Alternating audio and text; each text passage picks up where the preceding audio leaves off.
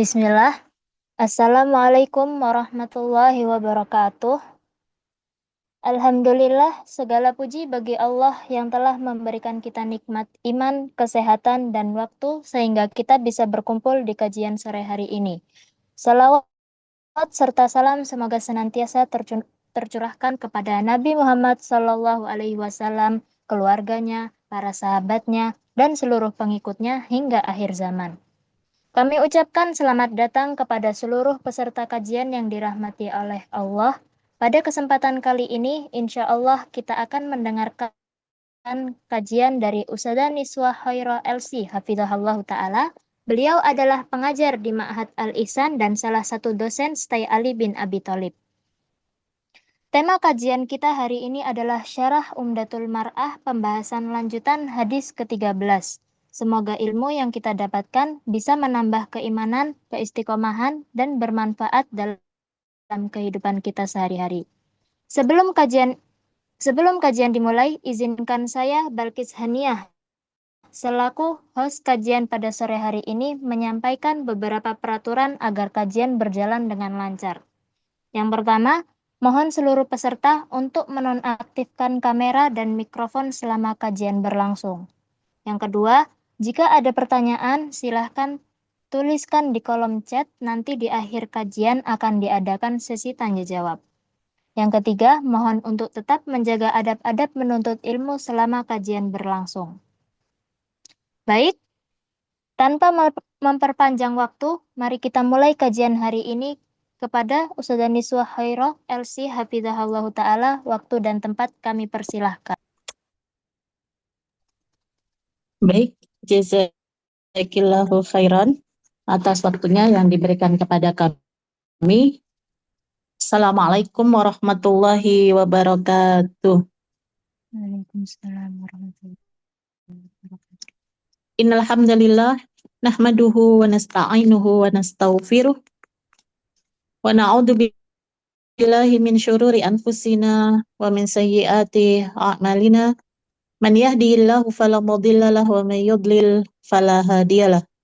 Asyhadu an la ilaha illallah wahdahu la syarikalah wa asyhadu anna Muhammadan abduhu wa rasuluh. Qala Allah Ta'ala fil Qur'anil Karim, ya ayyuhalladzina amanu taqullaha haqqa tuqatih wa la tamutunna illa wa antum muslimun. Amma ba'du fa inna asdaqal hadisi kitabullah wa khairal huda huda Muhammadin sallallahu alaihi wasallam wa syarral umuri muhdatsatuha wa kullu muhdatsatin bid'ah wa kullu bid'atin dhalalah wa kullu dhalalatin finnar. Akhwati fillah zaniyallahu wa iyyakum, ibu-ibu dan teman-teman sekalian yang dimuliakan oleh Allah Subhanahu wa taala. Alhamdulillah, pertama-tama kita panjatkan puji syukur kita kepada Allah Subhanahu wa ta'ala, yang mana dengan limpahan rahmat, karunia, dan hidayahnya pada sore hari ini kita bisa hadir dan berkumpul di ruang Zoom ini dalam rangka mempelajari kitabullah dan sunnah Rasulullah Sallallahu Alaihi Wasallam. Kemudian salawat dan salam semoga tercurah kepada junjungan Nabi kita Muhammad Sallallahu Alaihi Wasallam, kemudian kepada keluarga beliau, sahabat tabi'in dan tabi'ut tabi'in, serta orang-orang yang berpegang teguh di atas sunnah beliau hingga akhir kiamat kelak. Kemudian tak lupa kami ucapkan kepada segenap teman-teman panitia, para guru, pengajar, ustazah yang ada di sekolah, ya, sekolah atau lembaga pendidikan Kemilau, ya. Semoga Allah Subhanahu wa taala membalas dengan kebaikan yang menjadi pemberat timbangan kelak pada hari kiamat, ketika tidak bermanfaat harta dan anak-anak yang banyak kecuali orang-orang yang menghadap Allah Subhanahu wa taala dengan membawa hati yang selamat. Baik, teman-teman dan ibu-ibu sekalian yang dimuliakan oleh Allah Subhanahu wa taala, melanjutkan pembahasan kita yaitu Umdatul Mar'ah, yaitu Umdatul Mar'ah 100 hadis yang berkaitan dengan wanita, dan pada pertemuan kali ini kita akan melanjutkan pada pembahasan yang ke-13 ya, yaitu hadis yang ke-13. Kita baca judulnya, litakun zinataki ba'idatan an ghadabillahi. Ya, artinya dalam bahasa Indonesia yaitu jadikanlah perhiasanmu jauh dari kemurkaan atau kemarahan Allah Subhanahu wa taala. Dan hadisnya di sini yaitu dari sahabat Ibnu Umar radhiyallahu anhuma. Beliau mengatakan anna Rasulullah sallallahu alaihi wasallam qala, dari sahabat Ibnu Umar yaitu Abdullah Ibnu Umar, beliau mengatakan bahwasanya Rasulullah sallallahu alaihi wasallam bersabda, la'anallahul wasilata wal mustausilata wal washimata wal mustaushimata wa qala nafi'un al washmu fil lithati. Taib. Yang artinya, jadi sahabat Abdullah ibnu Umar, jadi Ibnu Umar ini nama aslinya adalah Abdullah. Abdullah ibnu Umar, beliau mengatakan bahwasanya Rasulullah Shallallahu alaihi wasallam bersabda, la'anallahul wasilata. Allah Subhanahu wa taala melaknat al-wasilah. Al-wasilah di sini artinya adalah para wanita yang menyambung rambutnya. Ya, jadi rambutnya disambung, yang pendek dipanjangkan, ya. Ini namanya adalah menyambung rambut. Artinya apa? Dipanjangkan secara instan, ya. Dengan menggunakan rambut palsu, maka ini artinya adalah menyambung rambut. Wal mustausila, ya, wanita yang menyambung rambut dan wanita yang minta disambung rambutnya. Ya, jadi orang yang datang dan orang yang membantunya sama-sama mendapatkan laknat dari Allah Subhanahu wa taala. Ini yang pertama. Kemudian yang kedua adalah wal washimata wal mustaushimata. Dan Allah Subhanahu wa taala juga melaknat para wanita yang minta ditato, ya, para wanita yang mentato, ya, atau al-washimah itu adalah wanita yang mentato, wal mustaushimata, dan wanita yang minta ditato, ya. Jadi orang yang mentato mendapatkan laknat dan orang yang meminta, ya, meminta ditato juga mendapatkan apa? Laknat dari Allah Subhanahu wa taala. Qala Nafi. Nafi berkata, jadi Nafi di sini adalah yaitu seorang tabi'in. Beliau adalah murid dari sahabat Ibnu Umar. Beliau mengatakan, ya, wal washmu fil lithah, ya. Tato juga berlaku pada gusi. Maka sama-sama, ya, tidak diperbolehkan di kulit maupun di gusi, sama-sama mendapatkan laknat dari Allah Subhanahu wa taala. Dan hadis ini adalah hadis yang sahih, diriwayatkan oleh Al-Imam Bukhari dan Imam Muslim, yaitu hadis yang muttafaq alaihi, yang disepakati kesahihannya. Baik. Akhwati fillah, azanillahu wa iyyakum. Jadi di dalam hadis ini menjelaskan tentang apa? Kaidah-kaidah atau aturan-aturan yang harus diperhatikan oleh wanita muslimah dalam berhias. Ya, karena apa? Berhias atau berdandan itu adalah bagian dari karakter ya, yaitu karakter wanita. Karena wanita itu disifati dengan apa? Cantik, indah, sehingga wanita juga mencintai keindahan dan kecantikan, dan para wanita biasanya cenderung apa? Suka memperindah dan mempercantik dirinya. Tetapi ya, keindahan atau keinginan untuk tampil cantik di sini bukan berarti dengan melanggar apa? Melanggar batasan atau aturan-aturan yang telah ya ditentukan oleh Allah Subhanahu wa taala dan juga Rasulnya. Taib. Kemudian kita kenalan dulu dengan perawi hadis ini. Jadi perawi hadis ini atau perawi hadis ini adalah Ibnu Umar. Siapakah Ibnu Umar? Jadi beliau adalah putra dari Al-Khalifah Ar-Rasyidin, yaitu Khalifatul Rasyidin yang kedua, yaitu sahabat Umar bin Khattab, ya, yaitu apa? Sahabat Umar bin Khattab. Nama asli beliau adalah Abdullah bin Umar, ya. Jadi nama asli beliau adalah Abdullah bin Umar. Dan siapakah Abdullah bin Umar di sini? Abdullah bin Umar adalah salah satu sahabat Nabi Shallallahu Alaihi Wasallam. Jadi beliau termasuk apa? Salah satu dari jajaran nama sahabat.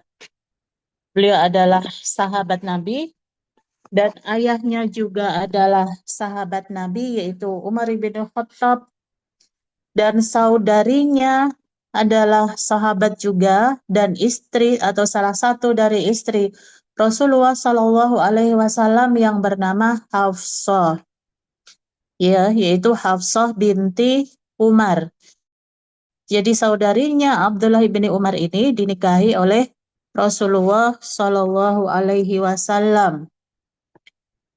Dan sahabat Abdullah bin Umar ini, beliau masuk Islam ketika beliau masih kecil, ya, masih kecil sekali, belum memasuki usia balik. Jadi belum balik, beliau sudah masuk Islam. Beliau hijrah bersama ayahnya dari kota Makkah menuju ke Madinah, dan beliau juga pernah ya mendatangi Rasulullah Shallallahu Alaihi Wasallam pada perang Uhud. Perang Uhud ini adalah perang kedua setelah perang Badar, ya, yang dilakukan oleh kaum muslimin di lereng Gunung Uhud. Ya, beliau mendatangi Rasulullah dengan membawa pedang. Ya, dengan membawa pedang, meminta izin Rasulullah Shallallahu Alaihi Wasallam dengan keberaniannya, ya. Tetapi Rasulullah menganggap Abdullah bin Umar ketika itu masih kecil.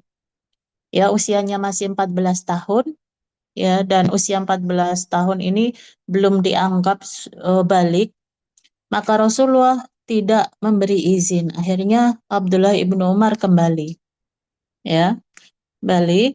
Kemudian di tahun berikutnya pada perang Khandaq, beliau datang lagi, ya, dengan kondisi yang sama, meminta izin dan membawa pedang, ya, meminta izin kepada Rasulullah Shallallahu Alaihi Wasallam agar diikut sertakan dalam peperangan, yaitu perang Khandaq.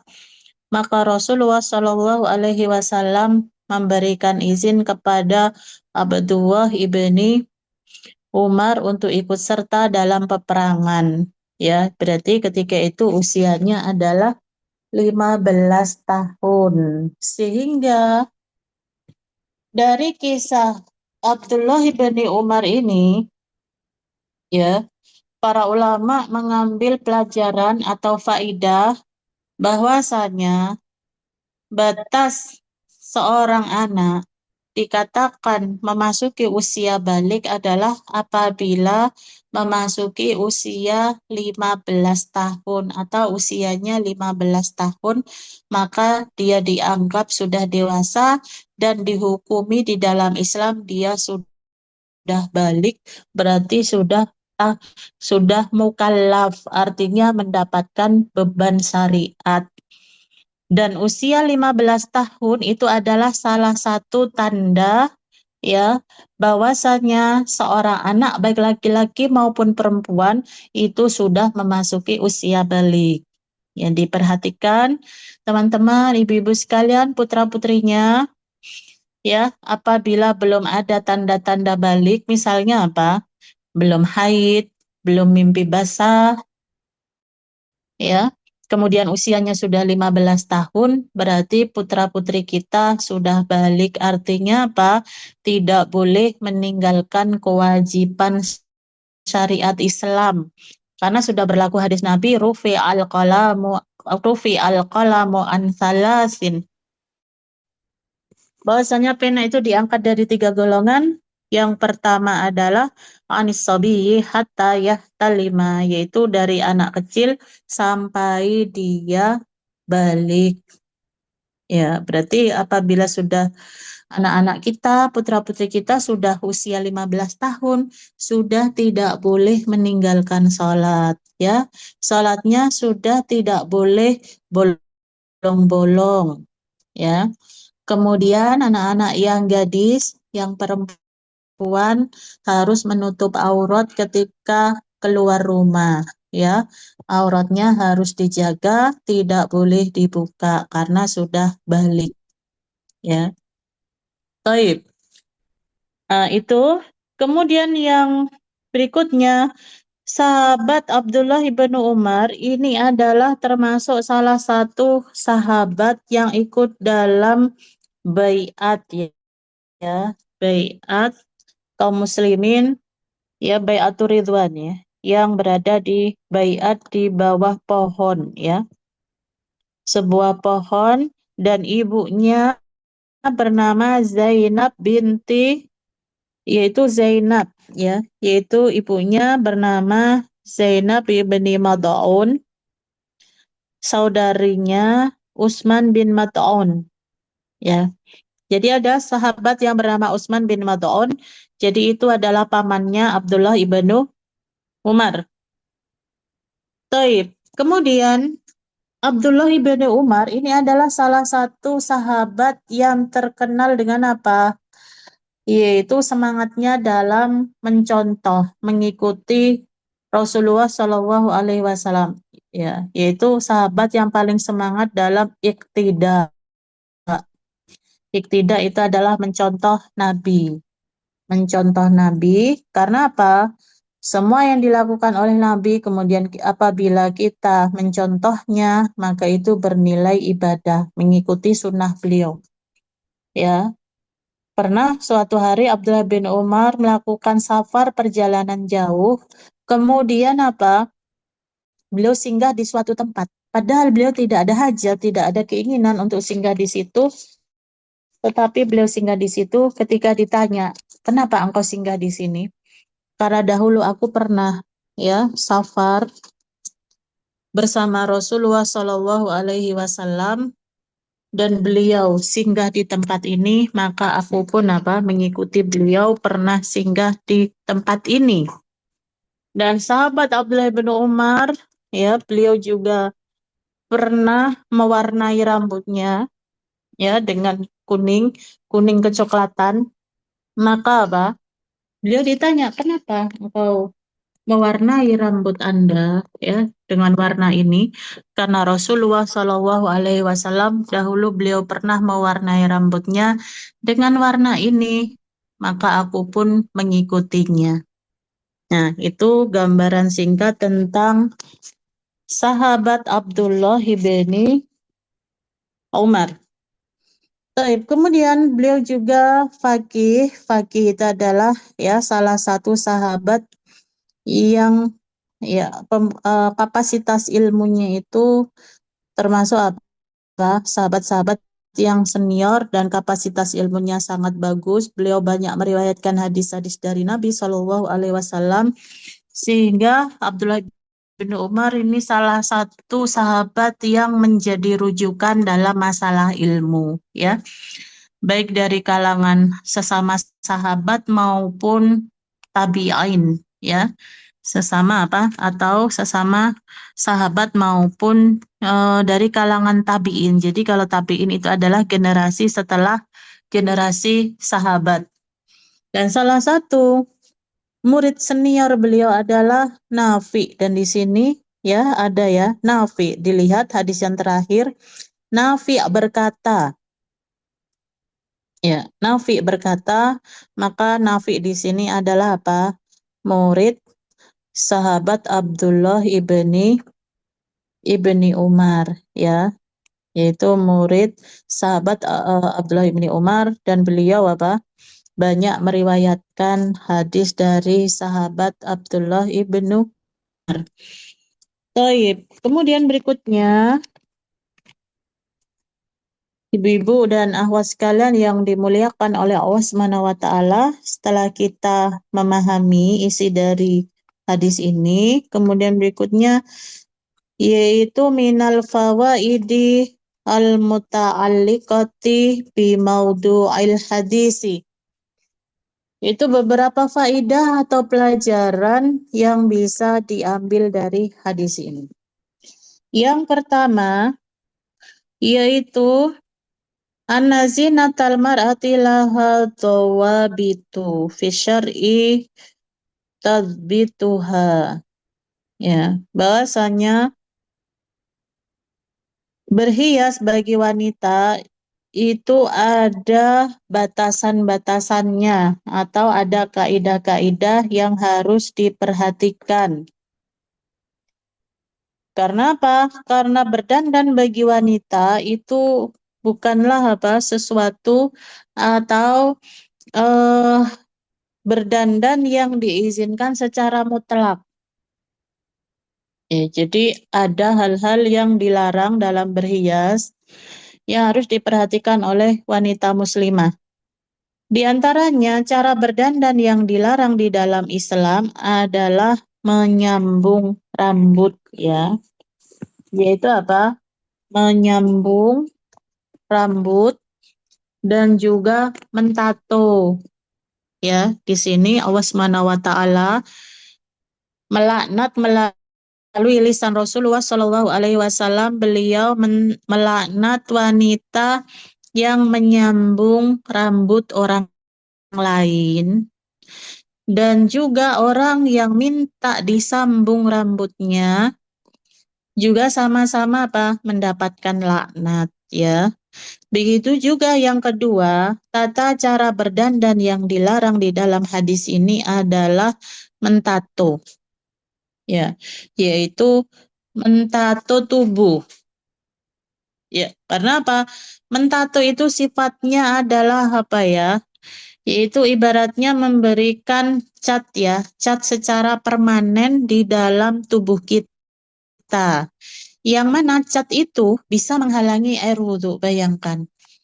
Orang yang mentato, baik itu mentato, kalau wanita itu ya, berdandannya dengan cara mentato itu misalnya apa? Mentato alisnya, ya. Mentato alis, dicukur itu sudah tidak boleh, ya, itu namanya names. Names itu adalah, yaitu apa? Mencukur bulu alis. Tidak boleh, hukumnya haram, ya. Dan juga apa? Merubah ciptaan Allah Subhanahu wa taala, dia tidak mensyukuri ya pemberian Allah Subhanahu wa taala yang ada pada dia. Karena dia merasa kurang ini, kurang itu, ya. Sehingga apa? Dia butuh merubah ya sebagian atau beberapa ciptaan Allah Subhanahu wa taala yang ada di dalam tubuhnya. Ya, termasuk merubah adalah mencukur. Ya, mencukur alis tidak boleh, hukumnya haram. Ya, ini namanya namas. Kemudian setelah dosa mencukur, ditambah lagi dosa itu mentato secara permanen, ya. Jadi mengganti alisnya dengan cat. Tato itu kan cat ya. Yaitu cat secara permanen. Maka apa? Berdosa wanita itu karena melanggar apa? Syariat Allah Subhanahu wa taala. Silahkan berdandan, silahkan mempercantik diri, ya.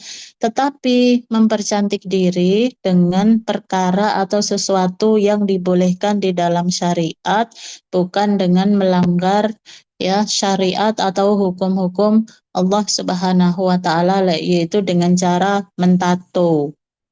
Ya, dan juga apa, mentato itu kan cat ya, sehingga apa, bisa menghalangi air wudhu. Bayangkan Rasulullah Shallallahu Alaihi Wasallam ketika melihat para sahabat berwudu, maka Rasulullah berdiri di tempat ketinggian, ya. Kemudian beliau menyampaikan, menasihati para sahabatnya ketika mengambil air wudu. Beliau mengatakan, Wailul lil aqabi minan nar. Celaka tumit-tumit yang tidak tersentuh air wudu, maka ancamannya adalah api neraka. Maknanya apa? Bahwasanya anggota wudu itu bukan hanya tumit. Anggota wudu, ketika kita berwudu dan tidak tersentuh air ketika kita berwudu, meskipun hanya satu logam atau satu kuku, maka apa? Wudunya tidak sah, salatnya tidak sah. Ibaratnya dia tidak melakukan salat. Karena Nabi Shallallahu Alaihi Wasallam juga pernah mengatakan kepada seorang sahabat yang pernah salat, kemudian di dalam di atas telapak kakinya itu ada seukuran lam'ah. Lam'ah itu adalah satu celah ya, seperti ukuran uang koin itu, ya. Kemudian tidak tersentuh air wudhu, maka Nabi mengatakan kepada sahabat tersebut untuk mengulangi salatnya dan mengambil air wudhu kembali. Karena ada satu titik yang tidak tersentuh air, terlewati oleh air wudhu.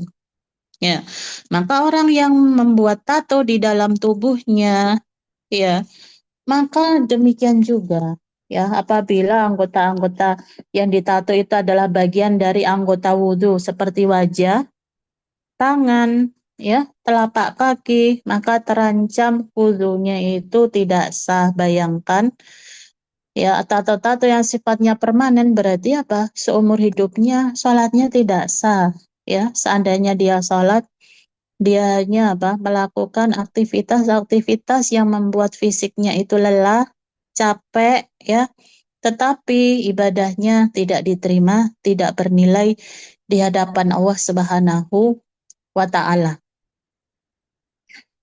Taib. Kemudian berikutnya yaitu larangan yang kedua tadi, ya. Larangan berdandan atau berhias yang dilarang adalah itu tadi, ya, menyambung rambut dan juga mentato. Kemudian faidah yang kedua atau pelajaran yang kedua, annal wasma minazinati walakinnahu muharramun. Pelajaran yang kedua, bahwasanya mentato ini adalah bagian dari berdandan atau berhias. Tetapi cara berdandan dengan cara mentato ini hukumnya adalah haram. Ya. Jadi mentato bagian tubuh, ya, itu hukumnya adalah haram. Meskipun ini adalah bagian dari apa? Metode atau tata cara mempercantik diri. Kita lihat ya, wanita-wanita yang ada di masyarakat kita, mereka rame-rame mengikuti tren mentato, ya, baik itu mentato wajah atau anggota tubuh atau mentato anggota badan. Sama saja. Misalnya apa? Mentato anggota badan tetapi tidak masuk dalam mentato anggota wudhu. Apakah hukumnya juga sama? Haram? Sama. Kalau mentato anggota-anggota wudhu, maka terancam wudhunya itu tidak sah dan sholatnya tidak sah. Maka apabila mentato bagian tubuh misalnya punggung, pundak, paha, maka sama saja. Ya, ketika dia berhadas dengan hadas yang besar, ketika dia junub, maka dia punya kewajiban untuk mandi besar. Dan syarat sah seseorang itu mandi besarnya itu diterima, ya dianggap sah menurut syariat Islam apabila ujung rambut sampai ujung kaki itu semuanya terbasahi oleh air. Tidak boleh ada satu titik pun yang terlewat karena syarat sah di mandi besar itu ya diterima atau benar menurut syariat Islam, syaratnya ada dua. Ya, syarat dan rukunnya ada dua. Yang pertama adalah niat di dalam hati. Yang kedua, semua dari ujung rambut sampai ujung kaki harus terbasahi. Tidak ada apa yang boleh terlewatkan walaupun satu titik begitu. Ya, jadi sama saja. Ya, mentato bagian tubuh dimanapun yang kau meletakkan atau mentato tubuhmu, maka terancam apa? Salatmu tidak sah. Begitu. Dan al-ghayatu la tubarirul wasilah. Tujuan yang baik itu bukan berarti dengan menghalalkan segala cara. Ya, kembali lagi silakan berdandan, silakan berhias, tetapi berdandan dan berhias itu bukan dengan cara melanggar syariat Islam. Kemudian berikutnya, pelajaran yang ketiga yaitu anna tasriha asy'ari nau'un minazina. Bahwasanya menata rambut itu bagian dari berdandan yang disukai oleh mayoritas para wanita, ya. Jadi rambut itu adalah apa? Mahkota ya, mahkotanya wanita, tempat kecantikan. Bayangkan wanita tanpa rambut, maka tidak nampak kecantikannya. Sehingga apa? Rambut itu salah satu ya salah satu alat kecantikan bagi wanita. Sehingga tata cara menata rambut ya di diperbolehkan, dan tata cara menata rambut itu tidak boleh dengan cara melanggar syariat Islam. Dan tata cara menata rambut yang dilarang di dalam Islam adalah menyambung rambut, ya, yaitu menyambung rambut. Baik, jadi menyambung rambut itu seperti apa? Menyambung rambut itu misalnya rambut kita pendek, ya. Kemudian kita bosan dengan apa bentuk rambut yang pendek itu, sehingga kita ingin model lain atau ganti model dengan memanjangkannya. Tetapi kalau kita menunggu rambut itu tumbuh secara alami, maka itu butuh waktu yang lama. Sehingga apa?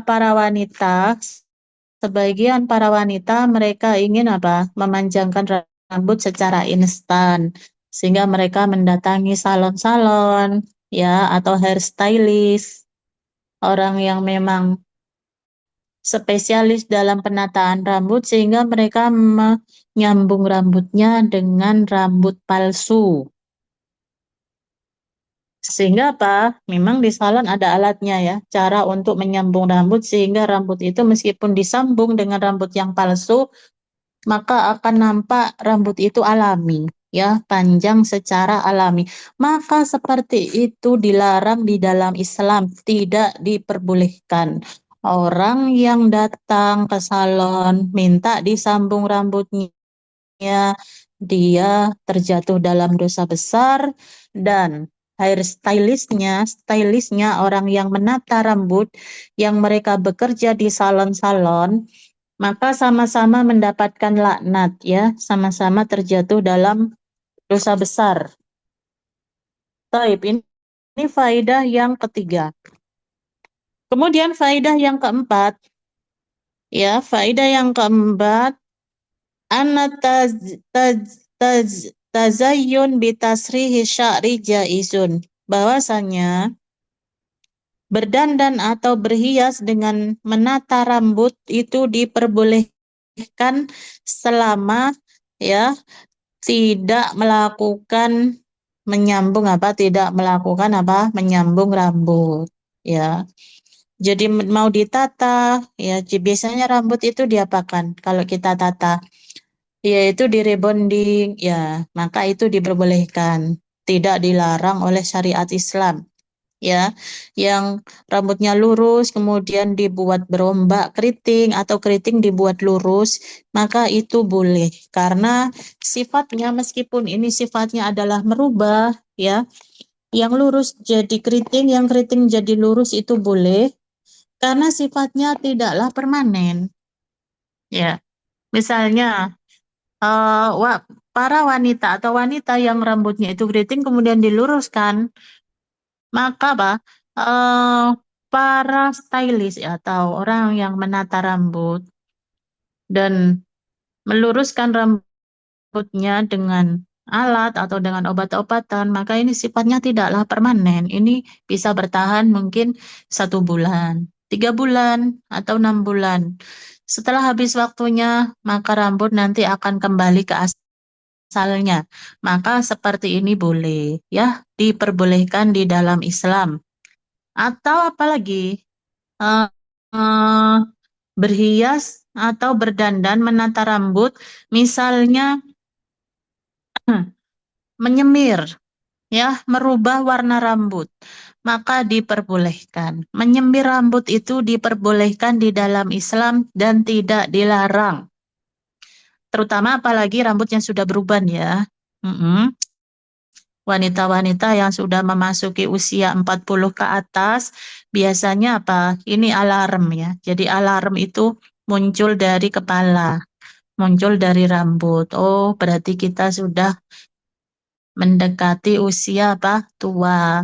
Rambut sudah mulai beruban. Nah, misalnya ya, perubahan warna rambut seperti ini itu adalah apa? Perubahan yang datang secara alami, tidak bisa ditolak dan tidak bisa dirubah. Seandainya dirubah pun tetap ya akan kembali kepada asalnya. Maka apabila wanita ingin tetap tampil cantik, menarik, terutama di depan suaminya, dia butuh berdandan dan berhias, maka wanita diperbolehkan merubah warna rambutnya selama ya dia menjauhi warna hitam. Tidak boleh menyembir atau merubah warna rambut dengan warna hitam. Maka apabila wanita ingin menyemir rambutnya, maka pilihlah warna-warna selain hitam. Misalnya coklat, ya boleh. Atau abu atau yang lainnya, ya. Warna merah boleh atau tidak? Boleh. Ya. Warna burgundi boleh atau tidak? Boleh. Ya, warna apapun boleh selain warna hitam, dan warna yang dipilih itu bukan karena mencontoh wanita-wanita yang fasik. Wanita yang fasik itu adalah wanita pelaku maksiat yang mereka terang-terangan membuka aurat ya dan melakukan kemaksiatan yang wanita-wanita tidak memiliki rasa malu. Kita tidak boleh mencontoh mereka ya dalam masalah gaya rambut atau selainnya tidak diperbolehkan. Ya, jadi itu syaratnya menata atau mewarnai rambut yang diperbolehkan. Ya. Taib atau krimbat atau keramas ya, datang ke salon, kita keramas, potong rambut atau krimbat, rebonding ya, dan yang semisalnya mewarnai rambut, ini termasuk apa? Diperbolehkan. Yang tidak diperbolehkan adalah apa? Menyambung rambut. Insya Allah ini bisa dipahami. Taib, kemudian berikutnya yang kelima, pelajaran atau faidah yang kelima, yaitu anna wasla sya'ri al-muharram lahu suwarun mukhtalifatun. Bahwasanya menyambung rambut yang diharamkan itu memiliki bentuk yang berbeda-beda sesuai dengan zaman dan alat yang dipakai.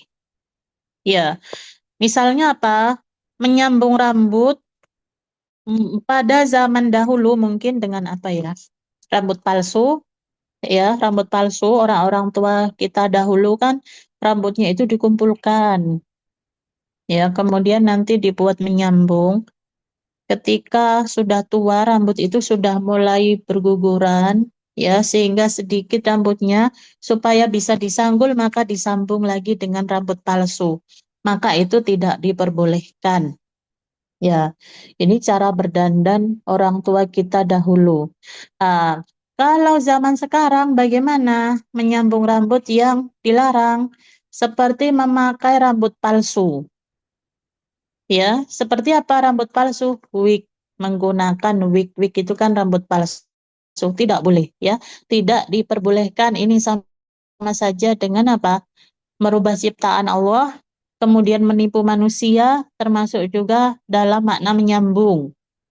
Atau seperti tadi yang saya jelaskan, datang ke salon, minta disambung secara permanen dengan rambut palsu, nah, itu menyambung rambut pada zaman sekarang. Atau contoh lain lagi, yaitu menggunakan apa ya, sanggul. Sanggul itu rambut yang besar itu ya di belakang, seperti cara berdandannya para pengantin-pengantin, ya, yang mereka duduk di pelaminan, kemudian di belakang rambutnya itu menggunakan apa? Sanggul. Itu kan rambut palsu. Maka seperti itu tidak diperbolehkan. Ya, para pengantin apabila ingin menikah atau kita sebagai orang tua yang ingin menikahkan putri-putri kita, jangan didandani dengan cara dandanan seperti itu. Itu dilarang ya, tidak diperbolehkan di dalam Islam. Taib. Kemudian disebutkan di sini, adapun apabila seorang wanita itu menyambung dengan rambut, yang mana rambut palsunya itu terbuat dari, ya, misalnya dari benang, ya, ada benang ya untuk menyambung rambut. Misalnya orang tua butuh menggulung rambutnya supaya bisa digulung, maka disambung dengan tali, misalnya tali rafia atau benang-benang yang halus yang bukan rambut asli, maka itu diperbolehkan, ya, diperbolehkan dan tidak masuk di dalam larangan ini. Seperti hirqoh. Hirqoh di sini adalah benang, ya, benang-benang apa ya, benang tali, ya, tali rafia atau benang sintetik, ya. Nah, seperti itu diperbolehkan. Ini sebagaimana dijelaskan oleh Al-Imam Ibnu Hajar Al-Asqalani. Kemudian, faedah yang keenam, ya, faedah yang keenam yang bisa diambil dari hadis ini, anna wasla sya'ri wal wasma minal kabairi. Bahwasannya wanita yang menyambung rambutnya dan wanita yang mentato tubuhnya, dia telah terjerumus atau terjatuh ke dalam dosa besar. Ya, terjatuh dalam dosa besar karena ancaman hadisnya adalah mendapatkan laknat dari Allah Subhanahu wa taala, dan seorang hamba apabila mendapatkan laknat dari Allah Subhanahu wa taala, artinya laknat itu kan marah, ya, Allah marah, berarti Allah tidak mencintainya, Allah tidak meridhoi langkah dan kehidupannya sehari-hari. Maka apabila seorang hamba itu mendapatkan laknat atau murka dari Allah Subhanahu wa taala, maka mudah sekali seorang hamba itu mendapatkan musibah dan mara bahaya. Karena Allah marah, ya, meninggalkannya dan tidak menjaga dia, tidak memberi kasih sayang dan rahmatnya. Bayangkan apabila kehidupan kita itu jauh dari rahmat Allah, ya, kasih sayang dan penjagaannya, maka siapa yang akan menjaga kita? Ya, maka yang menjaga kita adalah syaitan. Ya, maka apabila yang menjaga kita syaitan, maka akan mudah sekali terjerumus ke dalam dosa-dosa yang lain disebabkan karena dosa ini, yaitu dosa menyambung rambut dan dosa mentato tubuh. Ya, seorang apabila jauh dari rahmat Allah, maka hum kal an'am, bal hum adzal. Maka tidak lain, tidak jauh beda kehidupannya itu seperti kehidupan binatang, ya, bahkan bisa lebih buruk daripada binatang. Karena manusia itu memiliki akal. Dengan akalnya itulah dia bisa berpikir, membedakan antara yang baik dan yang buruk. Sementara binatang tidak punya akal. Ya, tidak punya akal sehingga apa? Tidak bisa membedakan antara yang baik dan yang buruk. Baik. Kemudian berikutnya pelajaran yang ke-6. Anna la'na al-warid fil wasli wal wasmi yashmalu man tasilu sya'raha aw tashima nafsaha wa man yu'in nuha ala dhalik. Bahwasanya laknat yang ada pada hadis ini mencakup yaitu apa? Laknat yang berkaitan dengan menyambung atau mentato. Ini mencakup juga laknat kepada orang yang menyambung rambutnya, ya, atau menyambung rambutnya sendiri, ya, walau tanpa bantuan orang lain, maka tetap dosanya ditanggung dia sendiri. Dan juga orang yang mentato dirinya, misalnya ada orang yang mampu mentato dirinya sendiri, maka apa sama, meskipun tanpa bantuan orang lain. Begitu juga orang yang membantu dia, ya, membantu atau orang yang dibayar, ya, misalnya datang ke salon, meminta terapisnya atau hairstylistnya untuk merubah, ya, tadi menyambung dan mentato, maka dua-duanya sama-sama, ya, mendapatkan laknat dan dua-duanya terjatuh dalam dosa besar dan masuk dalam firman Allah Subhanahu wa taala, wa ta'awanu 'alal birri wat taqwa wa la ta'awanu 'alal ismi wal udwan. Dia telah apa? Janganlah kalian tolong wa ta'awanu 'alal birri wat taqwa. Allah Subhanahu wa taala berfirman, dan tolong menolonglah kalian dalam kebaikan dan takwa, dan janganlah kalian tolong menolong di atas dosa, ya, di atas dosa dan permusuhan, ya. Jadi tidak boleh tolong menolong dalam perbuatan dosa dan maksiat. Dan ini pelajaran juga bagi kita, ya. Diperbolehkan melaknat orang yang dilaknat oleh Allah dan Rasul-Nya secara umum. Misalnya begini, saya katakan, orang yang menyambung rambutnya, maka dia mendapatkan laknat dari Allah Subhanahu wa taala. Orang yang mentato tubuhnya, maka dia mendapatkan laknat dari Allah Subhanahu wa taala. Maka ini boleh karena melaknat secara umum. Tetapi apabila melaknat secara ta'yin, maka tidak diperbolehkan, ya, dilarang. Misalnya apa? Misalnya, ya, Fulanah mendapatkan laknat dari Allah, dia dilaknat oleh Allah. Fulana atau fulan, karena dia apa? Mentato atau menyambung rambutnya, tidak boleh, ya. Karena apa? Melaknat secara person, individu itu adalah hak Allah Subhanahu wa taala, ya. Taib. Kemudian yang kedelapan, pelajaran yang kedelapan yaitu anna fi hadzal la'ni dalilan ala hurmati ta'awun alal batili wal ismi.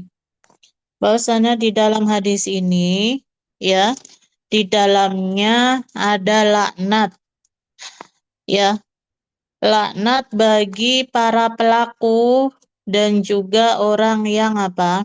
Minta dibantu, ya, dalam melakukan apa? Menyambung rambut dan juga mentato. Ya, maka ini adalah apa? Dalil keharaman tolong-menolong dalam perbuatan batil dan perbuatan dosa. Tidak boleh ya, bukan hanya dalam tolong-menolong dalam apa? Menyambung rambut dan juga mentato. Semua kemaksiatan, semua pelanggaran agama. Kemudian di situ ada unsur tolong-menolong, ya, melibatkan apa? Melibatkan orang banyak dan mereka sepakat untuk melakukan hal itu, berarti mereka hukumnya sama, sama-sama berdosa dan tidak diperbolehkan. Ya. Kemudian faidah yang kesembilan yang bisa diambil dari hadis ini, ana fi hadza al-la'ni atau an-nahyu anitayyiri khalqillah, ya. An-nahyu anitayyiri khalqillah li'annahu tazwirun wa tadlis. Pelajaran yang kesembilan adalah larangan merubah ciptaan Allah Subhanahu wa taala. Ya. Kenapa dikatakan merubah?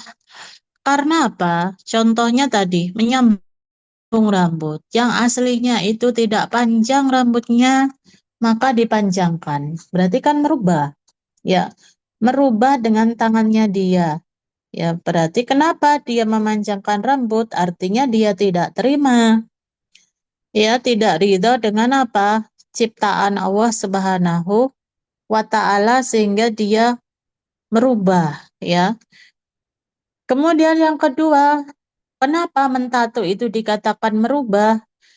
Karena apa? Contohnya mentato alis. Jadi manusia itu diciptakan dengan apa? Memiliki alis atau bulu-bulu halus di atas matanya.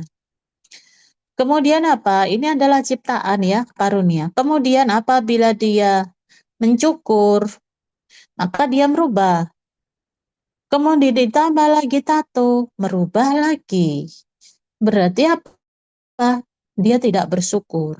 Ya, dia tidak bersyukur, dia tidak menerima ciptaan atau karunia atau takdir Allah Subhanahu wa taala pada dia. Misalnya apa? Alisnya itu tidak bagus, ya, tidak terbentuk. Sehingga dia butuh apa? Butuh untuk merubah alisnya. Dia datang ke salon, akhirnya apa? Ditato. Ya, atau tanam apa? Tanam alis.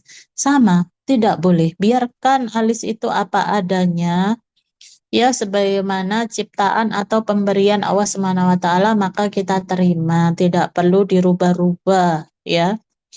Tidak perlu dirubah-rubah karena apa wanita itu tetap cantik sesuai dengan awal ciptaannya tidak perlu dirubah, ya. Taib. Sehingga apa? Dia mendapatkan ancaman atau dosa karena merubah ciptaan Allah Subhanahu wa taala. Nah, kemudian yang terakhir, bagaimana hukumnya apabila seseorang itu terlanjur mentato tubuhnya? Ya, bagaimana hukumnya? Maka ini dijawab oleh Al-Imam An-Nawawi. Ya, misalnya seorang wanita terlanjur mentato tubuhnya. Kemudian dia ingin bertaubat, ya, ingin bertaubat, tetapi karena tato itu sudah terlanjur permanen sehingga sulit untuk dihilangkan. Ya, lalu bagaimana cara bertaubatnya seorang yang mentato atau terlanjur mentato tubuhnya? Ya, sehingga apa? Makanya kita harus apa? Memahami agama ini atau pentingnya kita berilmu. Ya, karena apa? Kalau sudah mentato itu sulit untuk dihilangkan dan hati itu berubah-ubah. Barangkali hari ini kita senang, kita bangga dengan tato kita, tidak menutup kemungkinan besok Allah Subhanahu wa taala membuka hati kita atau ada penyesalan. Ya. Ada penyesalan karena kita telah mentato, sehingga apa? Ketika kita ingin merubah atau menghilangkan, maka itu sulit. Maka dijawab oleh Al-Imam An-Nawawi ketika beliau menjawab tentang hukum menghilangkan tato, beliau mengatakan huwa haramun alal fa'ilati wal maf'ulu biha. Mentato itu hukumnya adalah haram. Haram bagi orang yang datang minta ditato dan orang yang mentato, sama-sama haram ya, sama-sama berdosa. Orang yang datang ke tempat ya, ke tempat apa? Ke tempat pelayanan tato haram, dan orang yang membuka usaha ya tato itu juga hukumnya adalah haram. An-nawaha idza harrama syai'an harrama bai'uhu. Ya, harrama bai'ahu au harrama samanahu. Allah Subhanahu wa taala apabila mengharamkan sesuatu, maka Allah juga mengharamkan jual beli. Apabila Allah Subhanahu wa taala mengharamkan tato, maka apa? Jual beli usaha kan? Jual beli jasa. Ya, jasa mentato itu kan namanya jual beli, karena jual jasa dan juga jual alat-alat yang digunakan untuk mentato. Ya, itu sama-sama haram, berarti penghasilan dari pekerjaan tato hukumnya jelas haram. Ya, dan apabila seseorang itu menikmati ya uang atau hasil usaha haram, Rasulullah Shallallahu Alaihi Wasallam bersabda, "Kullu lahmin nabata minal harami fannaru aula bihi." Setiap daging yang tumbuh dari harta haram, maka nerakalah tempatnya nanti kelak ya, tempat yang layak bagi dia. Karena apa? Dagingnya, darahnya, tulang-tulangnya, ya, badannya itu tumbuh dari sesuatu yang haram. Maka tempatnya adalah di neraka, tempat yang layak ya bagi orang yang menumbuhkan dagingnya dan daging keluarganya dari hasil haram. Tempat yang layak adalah di neraka. Dan doa orang yang makan dari hasil haram, minum minuman dari ya dibeli dengan harta haram, baju yang dibeli dengan harta haram, dia sholat menggunakan baju yang haram, mukena yang haram, maka doanya tidak diterima ya, doanya tidak diterima oleh Allah Subhanahu wa taala. Karena beliau pernah menceritakan ya, ada seorang laki-laki yang rambutnya itu kusut, bajunya kumal, dia nampak lelah karena melakukan perjalanan jauh. Kemudian yarfa'u yadayhi, kemudian dia mengangkat kedua tangannya. Wa qala ya Rabbi, dia mengatakan, ya Allah saya minta ini, ya Allah saya minta itu. Tetapi apa? Orang tersebut wa mat'amuhu haram. Ya, makanannya haram. Wa mashrabuhu haram, minumannya haram. Wa ghuddiya bil haram, dan tiap hari dia dikenyangkan dari hasil makanan yang haram. Fa anna yustajabu lahu, bagaimana doanya mau dikabulkan ya. Jadi itu pelajaran introspeksi untuk kita. Kadang kita berdoa berulang-ulang ya, tapi doa kita tidak dijawab atau tidak dikabulkan oleh Allah Subhanahu wa taala. Maka kita introspeksi, lihat makanan yang kita makan sehari-hari. Lihat minuman ya yang kita minum setiap hari, baju yang kita pakai, yang kita berikan untuk anak-anak kita, istri, suami. Apabila ada unsur haram di situ, maka apa? Doa kita ya tidak diterima atau tidak dikabulkan oleh Allah Subhanahu wa taala. Kemudian kembali tadi kepada jawaban Al-Imam An-Nawawi, maka ya orang yang melakukan mentato dan orang yang meminta ditato sama-sama haram ya, berdosa. Wal maudhi alladzi wasmun, dan tempat ya anggota tubuh yang ada tatonya yasiru najisan, maka berubah menjadi sesuatu yang najis. Wallahu a'lam ya, kenapa Al-Imam An-Nawawi menghukumi najis. Tato yang ditempelkan di dalam tubuh itu hukumnya najis. Mungkin ada unsur ya, atau tato itu diambil atau bahannya ya itu diambil dari sesuatu yang najis mungkin ya, wallahu a'lam. Maka apa beliau mengatakan dan tempat yang ada tatonya itu dihukumi najis. Bayangkan dia membawa najis di dalam tubuhnya, berarti sholatnya tidak diterima. Ya, karena syarat sah sholat itu diterima oleh Allah Subhanahu wa Ta'ala, maka harus ada 3 syarat yang harus dipenuhi. Badannya itu suci dari najis, tidak menempel sesuatu yang najis pada badannya. Kemudian suci tempat yang dipakai untuk sholat, yang dipakai untuk sujud, dan suci pakaiannya. Suci pakaian, suci tempat sujud, tetapi badannya tidak suci, sama saja, sholatnya tidak diterima. Begitu. Kemudian beliau mengatakan, dan apabila memungkinkan ya untuk menghilangkannya ya dengan cara pengobatan, maka wajib dihilangkan tato itu. Dan apabila tidak memungkinkan kecuali harus melukai anggota tubuh yang ada tatonya. Maka apabila dengan melukai anggota yang ada tatonya itu dikhawatirkan akan membahayakan dirinya, atau misalnya akan menghilangkan bagian tubuh, ya, bagian tubuh yang ada pada dirinya, misalnya apa? Misalnya tatonya di lengan dan harus mengambil bagian ya anggota tubuh atau dikerok atau di apa ya? Misalnya membahayakan lah ya. Atau apa membuat tangannya itu cacat, apabila dihilangkan tato itu maka tidak wajib menghilangkannya, tetapi dia harus benar-benar bertaubat ya atas dosa yang dilakukan, banyak-banyak beristighfar, memohon ampunan dari Allah Subhanahu wa Ta'ala ya, dia harus bertaubat dari dosa yang dilakukan. Tapi apabila ya dengan menghilangkan tato itu tidak ada kekhawatiran bahaya pada dirinya ya, maka apa? Boleh.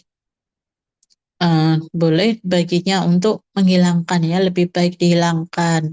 Tapi kalau ada kekhawatiran membahayakan dirinya atau malah membuat cacat dengan menghilangkan tato itu, maka dibiarkan saja dengan ya bertaubat sebenar-benar taubat dan memohon ampun kepada Allah Subhanahu wa Ta'ala.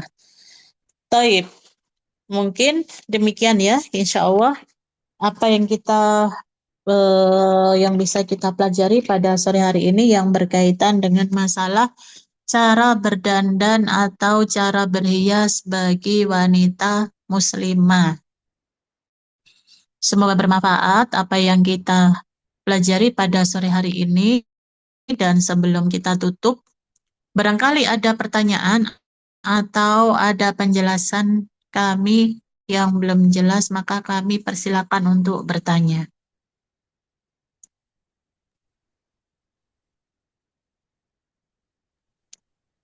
Baik, jazakumullahu khairan kepada Ustazah Niswah Khairah Hafizahullah Ta'ala atas ilmu yang telah disampaikan. Semoga apa yang telah kita dengarkan bisa menjadi amal ilmu yang bermanfaat dan menambah kebaikan dalam kehidupan kita.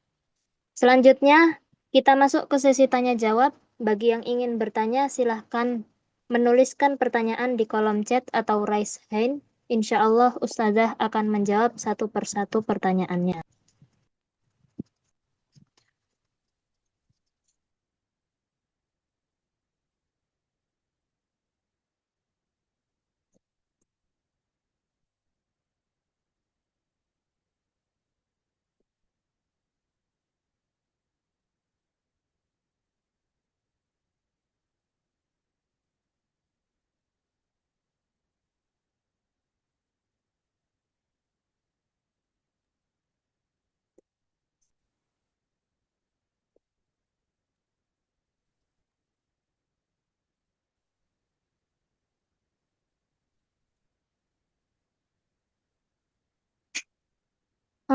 Alhamdulillah ada masuk pertanyaan sudah dari Uma Sinarlin. Bismillah, kalau Baik, saya terlewat, apakah ada penjelasan tentang parfum? Izin direkomendasikan merek parfum untuk wanita, Ustazah. Jazakumullahu khairan. baik.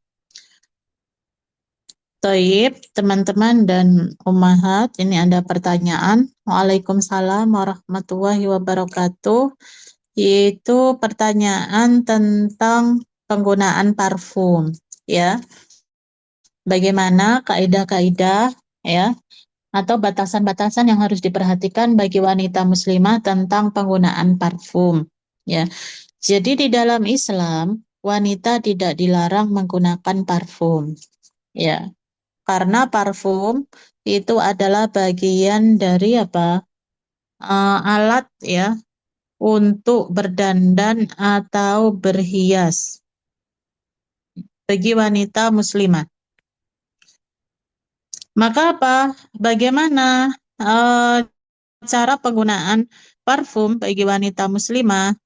Maka wanita diperbolehkan ya menggunakan parfum apabila parfum itu digunakan di dalam rumah. Jadi yang menikmati bau harumnya itu adalah wanita itu sendiri dan juga apa? Orang-orang yang ada di rumah yang ada hubungannya dengan mahram. Ya, yang ada hubungan mahram dengan dia. Misalnya suaminya, anak-anaknya, putra-putrinya, orang tua, paman. Tapi apabila di rumah itu ada laki-laki asing, ya, maka apa tidak boleh wanita itu menggunakan parfum, ya. Karena apa? Eh, Parfum atau bau harum yang dihasilkan yang dipakai oleh wanita, ya, itu apa? Yang boleh menikmati, yang boleh mencium itu hanyalah mahram.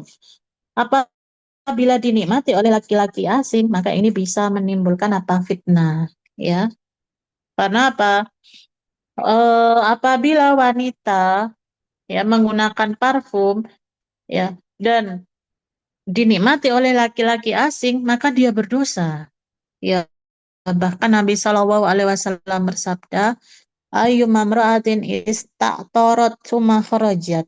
Wanita manapun yang menggunakan parfum, kemudian dia keluar rumah dan dicium oleh laki-laki asing, ya laki-laki ada di luar rumahnya, maka Nabi memperumpamakan wanita tersebut seperti zaniyah, seperti wanita pezina, ya. Dan bagaimana parfum yang cocok? Apakah ada aturannya? Ya, jadi parfum apapun boleh digunakan oleh wanita. Ya, parfum apapun boleh digunakan oleh wanita. Begitu yang ada yang mengandung alkohol maupun yang tidak mengandung alkohol. Tetapi apabila parfum itu mengandung alkohol, maka pilihlah kadar alkohol yang rendah. Ya, kadar alkohol yang apa? Yang rendah. Itu di antara solusi yang dijelaskan oleh para ulama. Tetapi parfum yang paling cocok atau yang paling bagus ya digunakan oleh wanita adalah apa? Yaitu parfum yang berwarna, tetapi apa?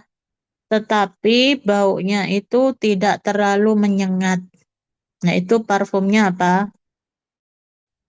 Wanita. Adapun parfum laki-laki, maka yang cocok adalah apa? Yang tidak berwarna tetapi baunya menyengat tajam. Nah, itu yang cocok ya, yang cocok digunakan oleh wanita muslimah. Ya. Nah, itu beberapa kaidah ya atau batasan-batasan yang berkaitan dengan parfum bagi wanita. Insya Allah bisa dipahami ya. Taib wallahu ta'ala alam. Adapun rekomendasi merek parfum, wallahu alam ya, tidak ada merek-merek tertentu yang menurut saya ya apa namanya, yang harus direkomendasikan begitu. Semua merek ya. Semua merek, semua parfum yang dijual, selama tidak ada apa namanya ya, dalam percampurannya itu tidak ada sesuatu yang najis, maka boleh halal ya, baik yang ada alkohol maupun non alkohol maupun yang ada alkoholnya ya. Jadi begitu. Wallahu taala a'lam. Kemudian berikutnya, apakah ada pertanyaan lagi? Ada Ustazah.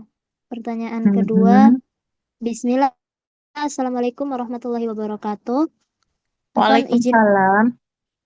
Baik. izin bertanya Ustazah, bagaimana dengan kawat gigi? Apakah boleh atau diharamkan? Karena kan bentuknya mengubah gigi ya, permanen gigi gitu. Jazakumullahu Mhm. khairan Ustazah, barakallahu fiik. Baik. Waalaikumsalam warahmatullahi wabarakatuh. Pertanyaan yang kedua yaitu hukum penggunaan kawat gigi ya atau behel ya. Bagaimana hukumnya? Nah, apabila seorang wanita itu perlu menggunakan behel atau kawat gigi, apabila tujuannya adalah untuk menghilangkan aib. Menghilangkan aib itu misalnya apa? Ya, mohon maaf. Mungkin ada beberapa saudara kita yang bentuk giginya itu apa? Tidak normal, ya, ada yang terlalu maju atau berantakan giginya. Sehingga apa?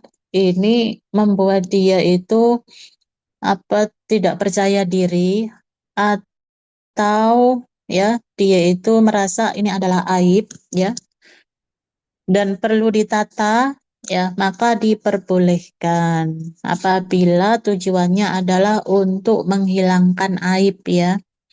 Dan kemudian alat yang dia gunakan itu adalah apa?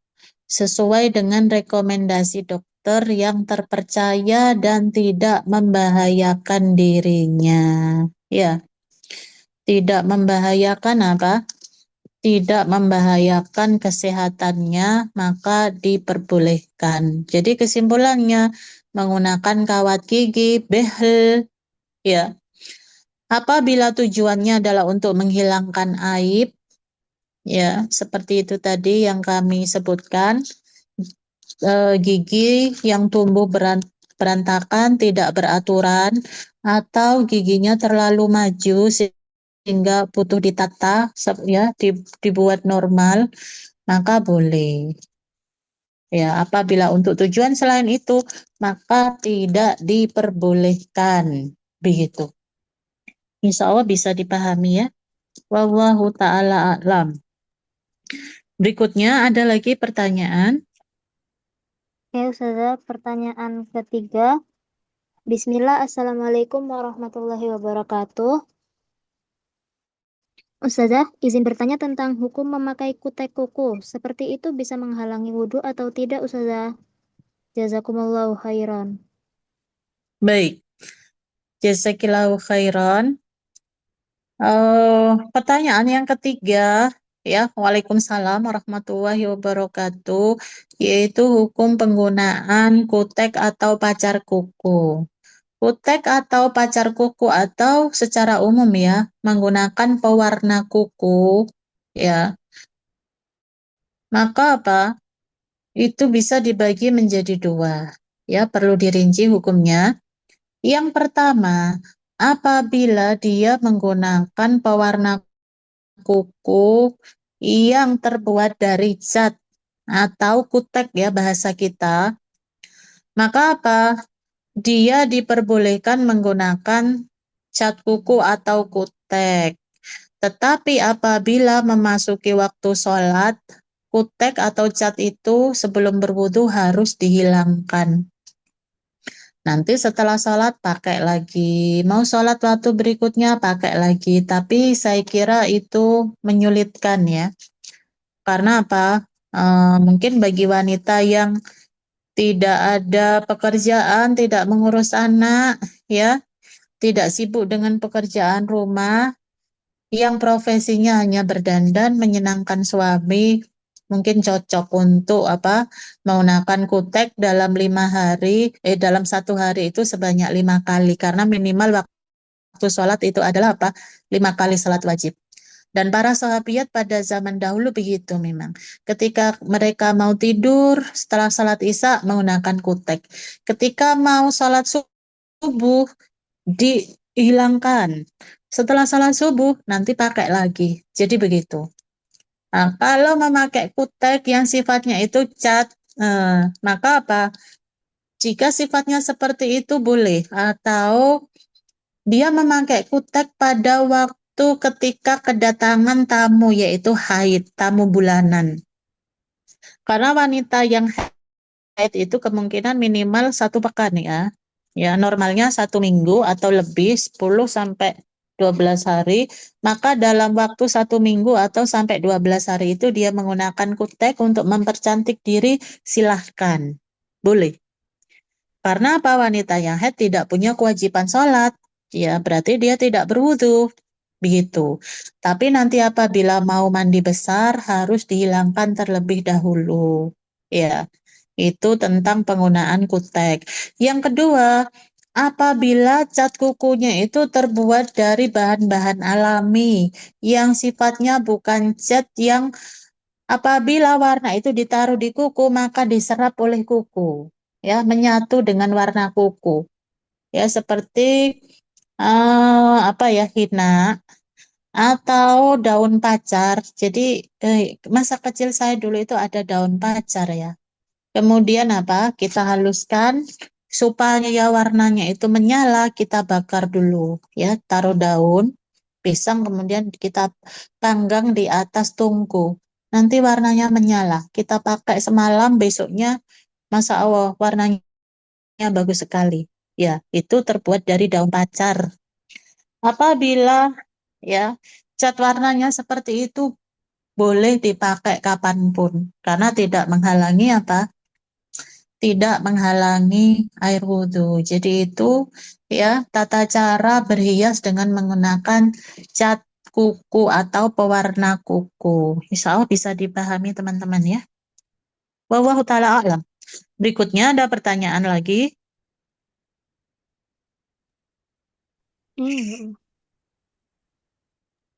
Pertanyaan terakhir, Saudara. Baik. Bismillah, Afwan, kalau saya terlewat menyimak, izin bertanya bagaimana hukumnya tentang anak perempuan yang belum 15 tahun, namun sudah keluar haid, Ustazah. Apakah begitu darah haid keluar masih belum 15 tahun, maka dihukumi telah balik? Jazakumullah khairan, Ustazah. Baik. Wa anti fajazakillahu khairan. Nah, pertanyaan berikutnya yaitu tentang anak gadis atau anak wanita yang belum memasuki usia 15 tahun tetapi sudah haid. Apakah dihukumi sudah balik? Naam. Ya, sudah dihukumi balik karena salah satu tanda balik itu bukan hanya eh, 3 tadi ya, bukan hanya 2, yaitu apa? Usia 15 tahun, mimpi basah, atau yang satu tadi kelewat tumbuh bulu-bulu halus ya di sekitar kemaluan. Jadi tanda balik pada anak kita ibu-ibu itu ada 4 selain haid ya. Yang kedua adalah memasuki usia 15 tahun. Yang ketiga itu adalah mimpi basah. Nah, kita harus jelaskan ini ya tentang masalah mimpi basah ini kepada anak-anak kita. Jangan-jangan anak kita sudah mimpi basah, tetapi mereka malu untuk mengakui atau menjelaskan kepada orang tua, sehingga apa? Di saat mereka harus mandi besar, ya, punya kewajiban syariat, kemudian apa? Karena mereka tidak mau mengakui, jujur kepada orang tua, akhirnya mereka dalam kondisi junub. Bayangkan sholat dalam kondisi junub. Kemudian yang ketiga adalah apa tadi? Ya, haid, tumbuh bulu-bulu halus sekitar kemaluan, ya, mimpi basah, kemudian memasuki usia 15 tahun. Jadi 4 tanda balik ini tidak harus semuanya Ibu ya. Tetapi salah satu aja ya. Ini salah satu tanda dari 4 ini ya ada pada putra-putri kita. Berarti putra-putri kita sudah apa? Dikatakan balik. Berarti dia sudah mukallaf atau mendapatkan beban syariat ya. Jadi meskipun belum memasuki usia 15 tahun tetapi sudah haid ya, selama usianya itu sudah 9 tahun ke atas, maka dihukumi darah haid dan dia sudah balik Ibu. Ya, orang tua harus memberikan panduan atau pengertian bagaimana anak-anak itu ketika sudah balik ya. Tapi apabila belum usia 9 tahun sudah mengeluarkan darah, maka itu tidak dihukumi haid ya. Bagaimana bayangkan anak 5 tahun, 7 tahun mengeluarkan darah kemudian dia dibebani syariat Islam. Maka tidak paham anak usia seperti ini ya. 5 tahun, 7 tahun dikatakan balik tidak. Ya berarti itu darah penyakit. Taib, insya Allah bisa dipahami penjelasan kami, terutama yang berkaitan dengan jawaban dari pertanyaan teman-teman. Semoga bermanfaat dan apabila ada kekurangan atau kesalahan dalam penyampaian kami mohon maaf dan memohon ampun kepada Allah Subhanahu wa taala dan kami ucapkan kepada teman-teman terutama panitia jazakumullahu khairan dan waktu kami kembalikan kepada host acara ini. Silakan ditutup Ustazah.